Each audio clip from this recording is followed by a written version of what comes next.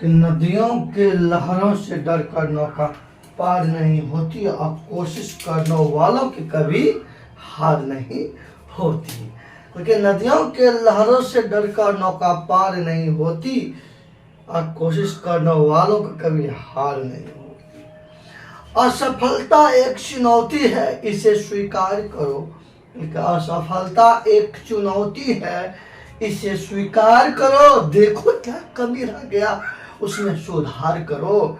आइए इन शब्दों के साथ आज का जो भी महत्वपूर्ण स्टैटिक जीके है मैं लेकर के आया हूं। आप लोग फटाफट पहले लाइक का बटन दबाइए। सभी कम से कम 60 लाइक होना चाहिए, न तो कल जिसको उठाएंगे उसका गर्दा क्वेश्चन पूछेंगे।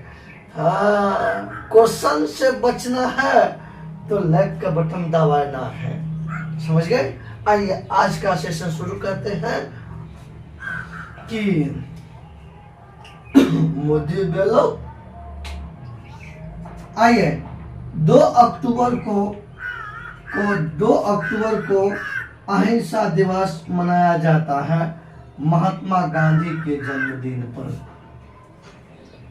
ध्यान से सुनिए आप लोग बच्चों। 2 अक्टूबर को अहिंसा दिवस मनाया जाता है महात्मा गांधी के जन्मदिन पर। अब देखिए सबसे पहले महात्मा गांधी जी का जन्म 2 अक्टूबर 1869 ईस्वी को गुजरात के पोरबंदर नामक स्थान पर हुआ। बाकी बात इनके परीक्षा बारे में तो बता दिया हूँ, ध्यान से समझिए। 2 अक्टूबर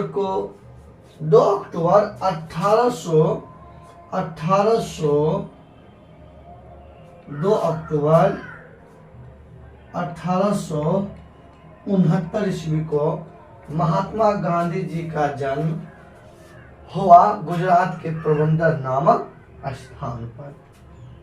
ध्यान दीजिए। तो 30 जनवरी, ध्यान दीजिए 30 जनवरी, ध्यान दीजिए आप लोग। 30 जनवरी 1948 ईस्वी को नाथूराम गॉड्स ने महात्मा गांधी को गोली मारकर हत्या कर दिए। तो इसीलिए कि 30 जनवरी को जो है ना प्रत्येक वर्ष शहीद दिवस मनाते हैं। 30 जनवरी को शहीद दिवस मनाते हैं। अब आइए 9 जनवरी को प्रवासी भारतीय दिवस मनाते हैं, क्योंकि 9 जनवरी 1915 ईस्वी को महात्मा गांधी दक्षिण अफ्रीका से वापस इंडिया लौटे थे। इसी सम्मान में 9 जनवरी को प्रत्येक वर्ष राष्ट्रीय प्रवासी दिवस मनाया जाता है। 30 जनवरी को शहीद दिवस, 2 अक्टूबर को अहिंसा दिवस। अहिंसा का मतलब होता है हिंसा किसी का न हो। अहिंसा का मतलब होता है किसी की हत्या न हो, किसी जीव की आपसे हत्या न हो, वही तो अहिंसा है, वही तो अहिंसा है। अब आइए जानवे और बाकी बात महात्मा गांधी के बारे में तो आप लोगों को पता ही है, बताए हैं। अब आइए आगे चलते हैं। स्वामी विवेकानंद ने 1893 ईस्वी में शिकागो में जो है ना आयोजित धर्म संसद में भाग लिया था। अब आइए स्वामी विवेकानंद, ये जो है ये शिकागो जो है ना ये अमेरिका के अंतर्गत के एक स्थान है, और 1893 ईस्वी में इसी स्थान पे जो है ना धर्म विश्व, यहाँ पे विश्व लगा दीजिए ना, यहाँ पे विश्व धर्म संसद में भाग लिया, समझ गए। और भाग लिया और यहीं पे जो है ना सबसे अंतिम समय में स्वामी विवेकानंद जी को मात्र 2 मिनट का वक्त मिला था मंच को संबोधन करने के लिए। और स्वामी विवेकानंद जी मात्र 2 मिनट में ही अपने भाषणों के माध्यम से पूरे विश्व के मन जीत लिया। जब इनकी भाषण शुरू हुआ ताली की गड़गड़ाहट लगने लगा, और ताली की गड़गड़ाहट रुक ही नहीं रहा था। और जिस अमेरिका के राष्ट्रपति ने मजाक उड़ाए और उसी ने कहा ये तूफान हिंदू है। तूफान हिंदू के नाम से कैसे जाना जाता है? तो स्वामी विवेकानंद जी को। स्वामी विवेकानंद जी का बचपन का नाम है नरेंद्र नाथ दत्त। इनके बचपन का प्यार मुझे भूल नहीं जाना रे। क्या? बचपन का प्यार भूल नहीं जाना रे, यानी कि बचपन का नाम नरेंद्र नाथ दत्त है। हम लिख देते हैं नरेंद्र नाथ दत्त। नरेंद्र नाथ दत्त, ये बचपन का नाम है। और इनके गुरु का नाम है रामकृष्ण परमहंस। कौन? इनके गुरु का नाम है रामकृष्ण परमहंस। तो अपने गुरु की याद में, गुरु के स्मृति में 1897 ईस्वी में मुंबई में रामकृष्ण मिशन की स्थापना की है। आइए यहाँ लिखते हैं रामकृष्ण मिशन। राम कृष्ण मिशन, इसकी स्थापना 1897 ईस्वी में मुंबई में। कहाँ पे? मुंबई में। कहिएगा सर, कहिएगा कोनो ऐसा लिखिए, ध्यान दीजिए। रामकृष्ण मिशन की स्थापना 1897 ईस्वी में स्वामी विवेकानंद अपने गुरु रामकृष्ण परमहंस की याद में किए। कहाँ पे? मुंबई में। ध्यान लिख लीजिएगा आप लोग। रामकृष्ण मिशन की स्थापना 1897 ईस्वी में। इसकी स्थापना कहाँ किया गया था? मुंबई में किया गया था। इनकी स्थापना किसने किया? तो स्वामी विवेकानंद ने। और स्वामी विवेकानंद जी के बचपन का नाम नरेंद्र नाथ दत्त। ये विश्व धर्म सम्मेलन में भाग लेने के लिए कब गया था? 1893 ईस्वी में। विश्व धर्म सम्मेलन का आयोजन कहाँ हो रहा था? अमेरिका के शिकागो शहर में। इतना बात जान गए। अब आइए, स्वामी विवेकानंद जी के जन्मदिन पर प्रत्येक वर्ष 12 जनवरी को राष्ट्रीय युवा दिवस मनाते हैं। हम लोग भी तो युवा है ना, तो ये क्या जाना चाहिए कि नहीं जाना चाहिए? हम सब युवे हैं, तो राष्ट्रीय युवा दिवस प्रत्येक वर्ष 12 जनवरी को। क्यों? स्वामी विवेकानंद जी का जन्म 12 जनवरी 1869 ईस्वी को हुआ। 1800, आप लोग देख लीजिएगा। आइए आगे देखते हैं अपना सब। अब आगे देखते हैं अपना सब। आइए,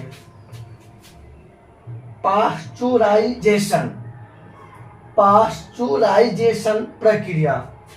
यह प्रक्रिया लुई पाश्चर द्वारा विकसित की गई थी। अच्छी बात है। सीधा सीधी जान लीजिए ना, पाश्चुराइजेशन प्रक्रिया की खोज लुई पाश्चर ने किया। किसने? लुई पाश्चर ने किया। सर, ये पाश्चुराइजेशन प्रक्रिया क्या होता है? तो बच्चों, इस प्रक्रिया के तहत दूध को गर्म करके छोड़ दिया जाता है। जैसे और दूध को जो है 62.8 डिग्री सेल्सियस तापमान पर गर्म करेंगे 30 मिनट तक।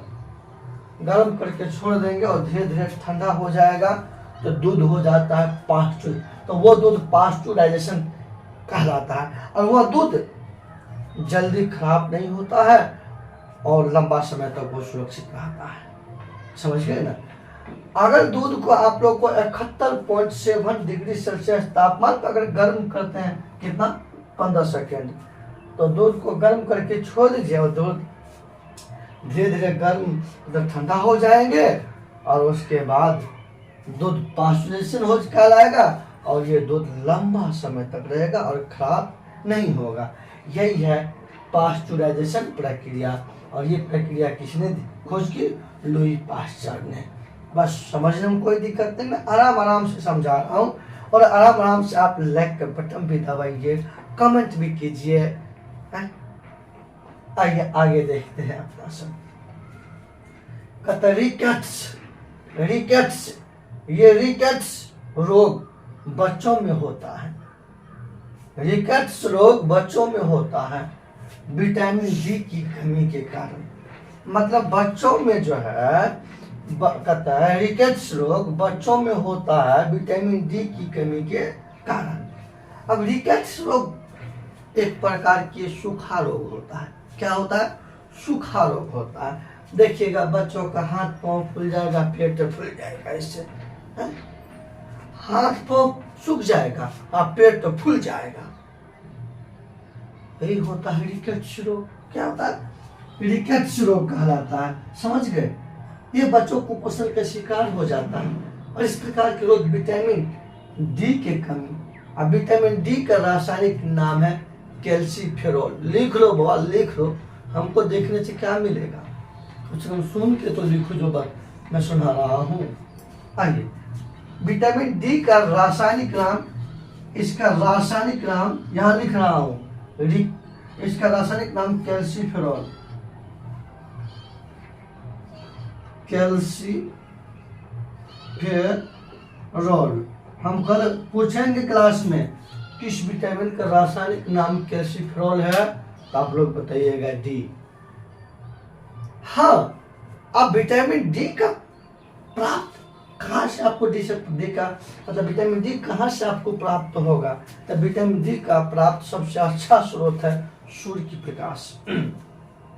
सूर्य के प्रकाश से विटामिन डी की प्राप्ति होती है। विटामिन, यहाँ डी लिखने के लिए छोड़ गया।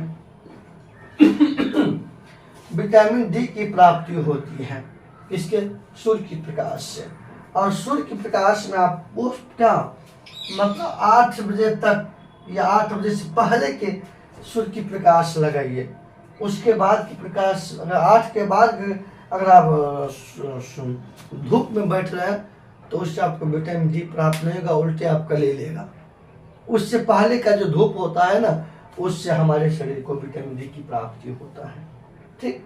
अच्छा, एक आप लोग का क्वेश्चन देते हैं, विटामिन की खोज किसी ने किया? ये शब्द है, आंसर कल हमको चाहिए और कल कॉपी भी चेक करेंगे। आज तो नहीं किए कि आज तो सब तैयार होकर के आए होंगे।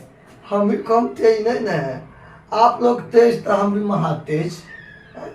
आज सब लोग पूरा खूब रात भर रट के आए होंगे, है तो धज्जी उड़ा दोगे। हम लोग सुनक इंसान है, हमको पूछबे नहीं के लिए नहीं। कल लेकिन छोड़ेंगे नहीं, कल तो फिर हम पूछेंगे। आइए तो आइए विटामिन की खोज किया सी फंक ने। विटामिन की खोज किया सी फंक। लिखो, विटामिन की खोज सी फंक ने किया। अब आइए विटामिन, एक बात और है, विटामिन जो होता है ना 6 प्रकार का विटामिन। विटामिन कितने प्रकार का होता है? 6 प्रकार का। A B C D E के, ये विटामिन का रूप है। विटामिन, अब देखिए आपको बी और सी, ये आप विटामिन आपको जल में, पानी में पाया जाता है। और बच गया आपको एडेक, ये आपको वसा में पाया जाता है। कहाँ पे? वसा में पाया जाता है। अब ये आगे अपना सब देखते हैं। आगे कोल विद्रोह। कोई बात नहीं, हो जाता है ऐसा, खांसी ऐसा नहीं कि गला सूख गया होगा। अब ये आगे देखते हैं अपना सब। कोल विद्रोह ये 1831 ईस्वी में हुई। कोल विद्रोह 1831 ईस्वी में हुई। अब आइए, इस विद्रोह का नेता बुद्धो भगत था। मतलब कोल विद्रोह का नेता कौन था? बुद्धो भगत। आइए, अब ये विद्रोह किस क्षेत्र में प्रसिद्ध था, मतलब किस क्षेत्र में ये विद्रोह हुआ? सिंह भूमि, पलामू एवं हजारीबाग। इस क्षेत्र में जो है, इस क्षेत्र में कोल विद्रोह का विस्तार था। अब आगे ध्यान दीजिए, बिहार में चूना पत्थर रोहतास और कैमूर जिला में पाए जाते हैं। ध्यान दीजिए, बिहार में चूना पत्थर रोहतास और कैमूर जिला में पाए जाते हैं। कहाँ पे? बिहार में चूना पत्थर रोहतास और कैमूर जिला में पाए जाते हैं। तो यहीं पे जहाँ आपको चूना पत्थर, तो वहीं आपको सीमेंट बनेगा। तो बिहार में सीमेंट उद्योग भी रोहतास में। कहाँ पे? चूना उद्योग मतलब सीमेंट उद्योग, सीमेंट उद्योग, सीमेंट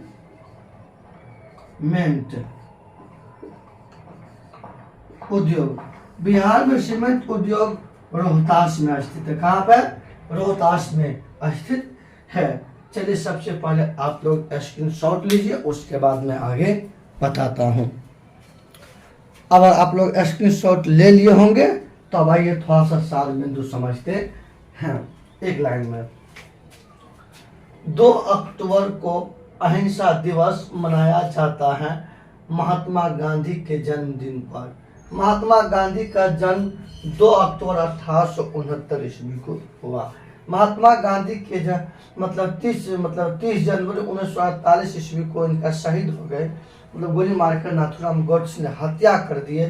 तब मनाते हैं 30 जनवरी को शहीद दिवस मनाते हैं, और 9 जनवरी को राष्ट्रीय प्रवासी दिवस मनाते हैं।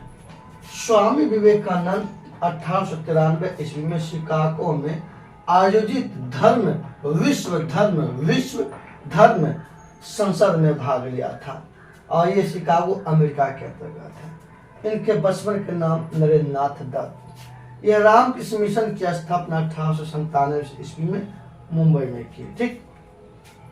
पास्चुराइजेशन प्रक्रिया लुईस पास्चर के द्वारा विकसित की गई। इसके तहत अगर 62.8 डिग्री सेल्सियस तापमान पर दूध को 30 मिनट तक गर्म कर देने पर वह दूध पास्चुराइजेशन कहलाता है, और वो दूध जल्दी समय तक खराब नहीं होता है। एक ये तापमान हो गया, एक ये तापमान हो गया। रिकेट्स रोग बच्चों में होता है, विटामिन डी की कमी के कारण होता है। सूर्य के प्रकाश से विटामिन डी प्राप्त होती है। आइए, रिकेट्स मतलब होता है सूखा रोग, इसका नाम है रिकेट्स रोग, मतलब सूखा रोग। अब ये कोल विद्रोह 1831 ईस्वी में हुआ। इसका नेता बुद्धो भगत। उसके बाद ध्यान दीजिए, ये विद्रोह जो है सिंहभूमि, पलामू और हजारीबाग क्षेत्र में ये विद्रोह प्रसिद्ध रहा। बिहार में चूना पत्थर रोहतास और कैमूर जिला में पाए जाते हैं, और यहीं पर आपको सीमेंट उद्योग भी है। आप लोग स्क्रीनशॉट ले ही लिए, आप लोग जल्दी से लाइक करना, लाइक 60 को होना चाहिए, और कमेंट भी। दोस्तों ग्रुप में भी मैं बार बार कह रहा हूँ, आप लोग पता नहीं क्यों नहीं करना चाहते हैं, हमसे एलर्जी आप लोग। मैं पक्का कल से वीडियो बनाना छोड़ दूंगा। आपका ही घाटा होगा, इसमें मेरा कोई घाटा नहीं होगा। नहीं तो जल्दी से लाइक कीजिए। जय हिंद, जय भारत, धन्यवाद।